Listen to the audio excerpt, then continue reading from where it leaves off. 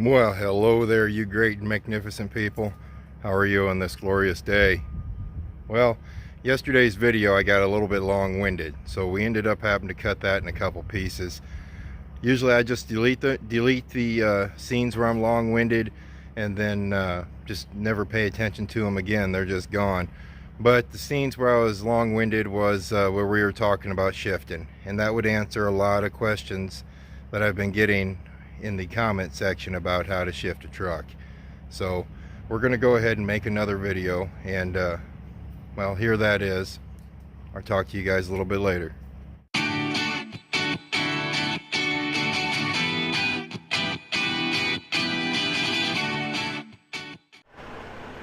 You know, last week I'd mentioned that a lot of you guys have commented or talked about how smooth I shift my truck. Well, there we go. Well, guys, to me, I guess there's no secret to it. I mean, I've just always figured everybody drives like that for a while. Then then you can hear the gear jammers, people grabbing gears, slamming it into gear, the clunks, the whole works, you know, all the fun stuff. So, what's the secret? All right, let's talk about shifting a little bit. There's no way I'm going to even try showing you right now, or wait till the sun comes up. And there's a few things that I need to tell you, because you need to pay attention to when I'm shifting, because I can't talk to you guys when I'm doing it because the truck just will not allow it. It's just too loud. First off, most important thing to do if you want to shift nice is patience. You gotta have patience. No matter if there's 30 cars behind you, if you have a set of 30 stoplights ahead of you, you just, one light at a time, one gear at a time. Do not get flustered. Do not let someone behind you decide how you're going to drive your truck, how you're going to shift it. Next thing is my clutch. You guys want to know when I use my clutch. 98% of the time, my clutch only gets used to start the truck off. And when I start the truck off, there's no acceleration in that whatsoever. It's put the truck in a low enough gear to where you do not have to touch that accelerator, the go pedal, the fuel pedal, the gas pedal, whatever you want to call it. You should be able to let off on your clutch, and the truck should be able to grab a gear, no matter how heavy you are. Now, if you're in mud, I don't know what to tell you there, but if you're in a low enough gear, your truck will not kill your truck. You will not kill the truck. You'll recognize a lot of times when I'm fully loaded, I start off in first gear. Yeah, we might go a foot, maybe 2 feet before I'm reaching up and grabbing second gear, or what a lot of people call low gear into first gear. And but the truck is rolling. Once it starts rolling, then you can just grab that second gear. So I only use the clutch when I start. Every once in a while when I'm coming up, you guys recognize a lot. I do a big no-no in a lot of people's eyes is the truck goes in neutral. For example, when I'm coming up to, when I'm coming off the interstate, or coming up to a stop sign, or coming up to a stoplight, if the truck, I might jake it all the way in, but then it comes to the point to where the truck's not going to do anything, so there's no reason in trying to downshift it all the way down. So it's easier just to plop that old truck in neutral and just let it coast in. Plus, it kind of saves you a little bit of fuel too. Granted, you guys hear me jaking quite a bit, and that's just for the camera, because I usually don't jake near as much as what I have been here lately. A lot of times, I spend a lot of times coasting into where I want to be. You guys are going to recognize a lot when I'm shifting, I pull it out of gear, split it, and put it back in gear. A lot of guys have asked me, why do I do that? Well, you don't have to do that. That is not a need. Big bump.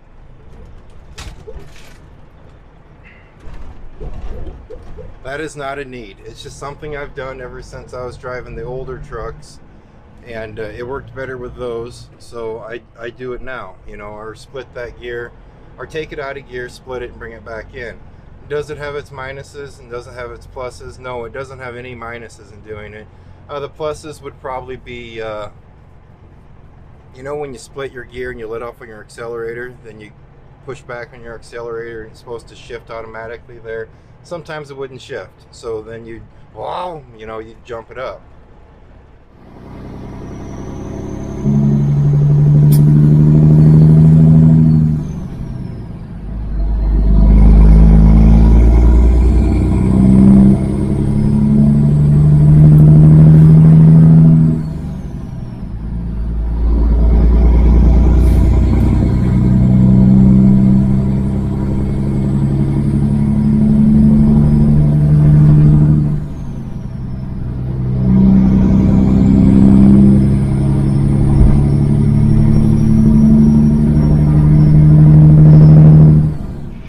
You know, then that brings us to the next thing, the floating of the gears. Guys, floating of the gears simply means you're not using your clutch to shift.